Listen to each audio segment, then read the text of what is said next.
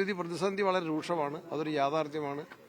അത് ദേശീയ തലത്തിലുണ്ട്. കേരളം കൂടുതലായിട്ട് വൈദ്യുതി ജനസംഖ്യാനുപാതികമായിട്ട് ഉപയോഗിക്കുന്ന സംസ്ഥാനമാണ്. കഴിഞ്ഞ വർഷം നമ്മുടെ ആവശ്യം 3500 മുതൽ 3600 വരെ മെഗാവാട്ടായിരുന്നു.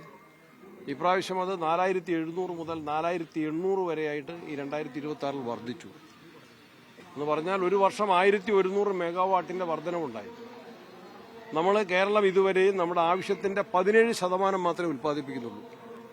ജലവൈദ്യുത പദ്ധതിയിൽ നിന്നും സോളാറായിട്ടും വിൻഡായിട്ടും നമ്മൾ ഉൽപ്പാദിപ്പിക്കുന്നത് കേവലം നമ്മുടെ ആവശ്യത്തിന്റെ 17% മാത്രമാണ്. ഞാനത് അസംബ്ലിയിലും ഈ പ്രയാസം വന്നപ്പോൾ റൂൾ 300 പ്രകാരം അസംബ്ലിയിൽ ഞാൻ വ്യക്തമാക്കിയതാണ്. അസംബ്ലിയിലെ ചോദ്യങ്ങൾക്ക് മറുപടി പറഞ്ഞതാണ്.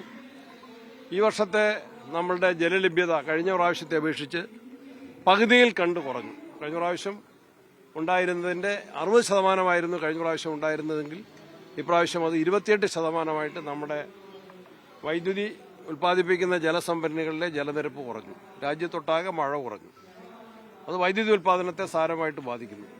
മഴ കുറയുമ്പോഴത്തെ വേറൊരു അപകടം, മഴ കുറയുന്നതിന്റെ ചൂട് കൂടുന്നതിനനുസരിച്ച് വൈദ്യുതി ഉപയോഗം കൂടും. കൂടുതൽ വീടുകൾ വന്നു, കൂടുതൽ സ്ഥാപനങ്ങൾ വന്നു.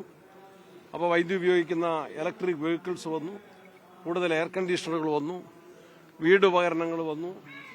അവരെല്ലാം വൈദ്യുതി ഉപയോഗിക്കുകയാണ്. അതുകൊണ്ട് ഉപയോഗത്തിലെ നിയന്ത്രണം അത്യാവശ്യ കാര്യങ്ങൾക്ക് മാത്രമായിട്ട് പരിമിതപ്പെടുത്തണം. അനാവശ്യമായിട്ട് വൈദ്യുതി ഉപയോഗിക്കുന്ന ആഡംബര വിളക്കുകൾ ഒഴിവാക്കണം.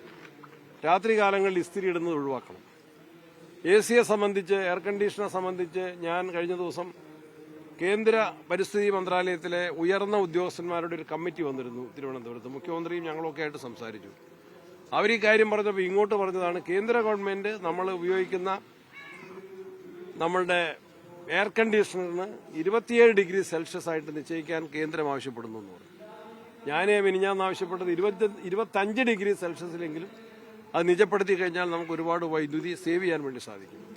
ആര്യാടൻ മുഹമ്മദ്, KC ജോസഫൊക്കെ മന്ത്രിയായിരുന്നു ഉമ്മൻചാണ്ടി മന്ത്രിസഭയിൽ ഒരു ദീർഘകാല കരാറിന് രൂപം നൽകിയിരുന്നു. 4 രൂപ 29 പൈസയ്ക്ക് നമുക്ക് ദീർഘനാളത്തേക്ക് രാത്രിയും പകലും വൈദ്യുതി കിട്ടുന്ന ഒരു സംവിധാനമായിരുന്നു അന്ന് ഏർപ്പെടുത്തിയത്. ആ കരാറ് പിന്നീട് വന്ന ഗവൺമെന്റ് ആ കരാർ റദ്ദാക്കി. അതിന്റെ അനന്തരഫലം, അതിന്റെ കെടുതികൾ ഇപ്പം നമ്മൾ വളരെ വിഷമകരമായിട്ട് അനുഭവിക്കുകയാണ്. ആ കരാറ് വീണ്ടും നടപ്പിലാക്കുന്നതിന് വേണ്ടി കേരളത്തിന്റെ വൈദ്യുതി ബോർഡ് ശ്രമിച്ചുകൊണ്ടിരിക്കുകയാണ്. സുപ്രീം കോടതിയിൽ കപിൽ സിബലിനെ എൻഗേജ് ചെയ്തുകൊണ്ട് ആ കേസ് നമ്മൾ നടത്തുകയാണ്. നമ്മൾ ആ കേസിൽ കേരളത്തിന്റെ ആവശ്യകത ഈ പ്രത്യേക പശ്ചാത്തലത്തിൽ പറയും. നമുക്ക് സോളാർ ഉൽപ്പാദനം ധാരാളമായിട്ടുണ്ട്. സോളാർ എനർജി നമ്മൾ ഗ്രിഡിലേക്ക് കൊടുത്തു കഴിഞ്ഞാൽ അത് പകൽ സമയത്താണ് ഉൽപ്പാദിപ്പിക്കുന്നത്, പകൽ സമയത്ത് മാത്രമാണ്. രാത്രി കാലങ്ങളിൽ അത് പ്രിസർവ് ചെയ്ത് വെക്കാൻ സ്റ്റോറേജ് സംവിധാനം കേരളത്തിലില്ല. പകൽ സമയത്ത് ഒരു യൂണിറ്റ് വൈദ്യുതിക്ക് അതിന്റെ വില 1 പൈസയാണ്. എന്നോട് ഉത്തരവാദിത്തപ്പെട്ട ആളുകൾ പറഞ്ഞതാണ്. പകൽ സമയത്ത് വൈദ്യുതിയുടെ വില 1 പൈസയാണെങ്കിൽ രാത്രിക്ക് ആ 1 യൂണിറ്റിന്റെ വില 10 രൂപയാണ്. പകൽ സമയത്ത് 1 പൈസയ്ക്ക് കിട്ടുന്ന സാധനത്തിന് രാത്രിയാകുമ്പോൾ ഉപയോഗം കൂടുന്നു, ഉൽപ്പാദനം കുറയുന്നു. സംഭരിക്കാൻ, സ്റ്റോർ ചെയ്ത് വെക്കാൻ കപ്പാസിറ്റി ഇല്ലാത്തതുകൊണ്ട് രാത്രിയാകുമ്പോൾ അതിന്റെ വില 10 രൂപയായിട്ട് വർദ്ധിക്കുകയാണ്. ആ വില കൊടുത്താലും നമുക്ക് വൈദ്യുതി കിട്ടില്ല. ഇന്ന് KC ജോസഫിന്റെ ഒരു മെസ്സേജ് എനിക്ക് കിട്ടി. എന്തായിരുന്നു? ഫുട്ബോൾ ദിവസങ്ങളിൽ ഇനി ഫൈനലില് എങ്കിലും ആ സമയത്ത് വൈദ്യുതി മുടങ്ങാതെ വരണം എന്ന് പറഞ്ഞു. അതിന് നമ്മൾ നടപടികൾ സ്വീകരിച്ചു. പകല് നമുക്ക് ആവശ്യമില്ലാത്തതും രാത്രി നമുക്ക് ആവശ്യമുള്ളതുമായ വൈദ്യുതി പകലത്തേക്കും വാങ്ങുകയാണ്. കാരണം വിൽക്കുന്ന സ്റ്റേറ്റുകൾക്ക് രാത്രി മാത്രമായിട്ട് നമുക്ക് തന്നാൽ പകൽ അവർ നഷ്ടപ്പെടുകയാണ്. പകലും രാത്രിയും വാങ്ങാനുള്ള സ്റ്റേറ്റുകളുണ്ട്. അപ്പോൾ നമുക്ക് ആവശ്യമില്ലെങ്കിലും, പകൽ സമയത്ത് നമുക്ക് ആവശ്യമില്ലെങ്കിലും രാത്രി ആവശ്യമായതുകൊണ്ട്, അത്യാവശ്യമായതുകൊണ്ട് രാത്രിയും പകലും ഒരുപോലെ വില കൊടുത്ത് നമ്മൾ ഞായറാഴ്ചത്തേക്ക് ഫുട്ബോളിന്റെ ദിവസം നമ്മൾ അറേഞ്ച് ചെയ്യുകയാണ്. എല്ലാ പ്രയാസങ്ങളും പരിഹരിക്കാൻ വേണ്ടി ആലോചിക്കുന്നു. ഏറ്റവും പ്രധാനപ്പെട്ട ഒരു ഘടകം നമുക്ക് ചെയ്തു തീർക്കാൻ സാധിക്കുന്നത് ഉൽപ്പാദനം വർദ്ധിപ്പിക്കലാണ്, ഉപയോഗം പരിമിതപ്പെടുത്തലാണ്. ഉൽപ്പാദനം വർദ്ധിപ്പിക്കാനുള്ള വിവിധ നടപടികളുടെ ഭാഗമായിട്ടുള്ള പ്രവർത്തനങ്ങൾ മുന്നോട്ട് പോകുന്നു. ഇത് ഒറ്റ ദിവസം കൊണ്ടോ ഒരാഴ്ച കാലം കൊണ്ടോ 2 മാസക്കാലം കൊണ്ടോ സാധ്യമല്ല. UDF ഗവൺമെന്റ് വരുന്നതിന് മുമ്പും ഏപ്രിൽ മാസം 20, 22, 27 ദിവസങ്ങളിലൊക്കെ ആ ഒരാഴ്ചക്കാലം വൈദ്യുതി ക്ഷാമം ഉണ്ടായിരുന്നു. അന്നും ഇതുപോലെ തന്നെ രാത്രി പവർ കട്ട് ഏർപ്പെടുത്തിയിരുന്നു. അതൊരു യാഥാർത്ഥ്യമാണ്. മന്ത്രി തന്നെ ഞാൻ നിയമസഭയിൽ പറഞ്ഞതിന് പ്രതിപക്ഷത്തു നിന്ന് പോലും ഒരു ചോദ്യം ചെയ്യലുണ്ടായില്ല. മെയ് മാസത്തിൽ ഗവൺമെന്റ് അധികാരത്തിൽ വന്ന 18-നാണെങ്കിൽ 10-ാം തീയതിയും 11-ാം തീയതിയും പവർ ഷോർട്ടേജ് ഉണ്ടായിരുന്നു, നിയന്ത്രണം ഉണ്ടായിരുന്നു.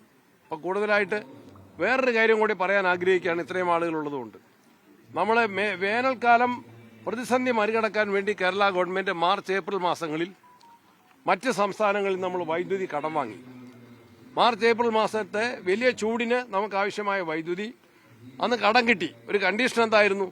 നമുക്ക് ജൂൺ മാസം പകുതിയോടുകൂടി മഴ കിട്ടും, നല്ല മഴ കിട്ടും എന്നുള്ള പ്രതീക്ഷയിൽ നമ്മൾ ജൂൺ 15 മുതൽ മടക്കി കൊടുക്കാം എന്ന വ്യവസ്ഥയിലാണ് നമ്മൾ കടം വാങ്ങിയത്. അത് മടക്കി കൊടുക്കാതിരിക്കാൻ കഴിയില്ല. ബാങ്ക് വായ്പ പോലെ, വ്യക്തിഗത വായ്പ പോലെ, ധനകാര്യ സ്ഥാപനങ്ങളിൽ നിന്നുള്ള വായ്പ പോലെ നമുക്ക് അവധി പറയാനോ മടക്കി കൊടുക്കുന്നത് നീട്ടിക്കൊണ്ടുപോകാനോ കഴിയില്ല. നമ്മൾ മടക്കി കൊടുത്തുകൊണ്ടിരിക്കുകയാണ്.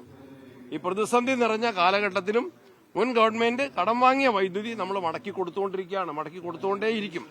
എന്നാൽ പുതിയത് എവിടെ നിന്നെല്ലാം കിട്ടുമോ അധിക വില കൊടുത്ത് വാങ്ങാൻ വേണ്ടിയിട്ടുള്ള പ്രവർത്തനങ്ങളുമായിട്ട് വൈദ്യുതി വകുപ്പ് മുന്നോട്ട് പോവുകയാണ്. വൈദ്യുതി ഈ പ്രശ്നം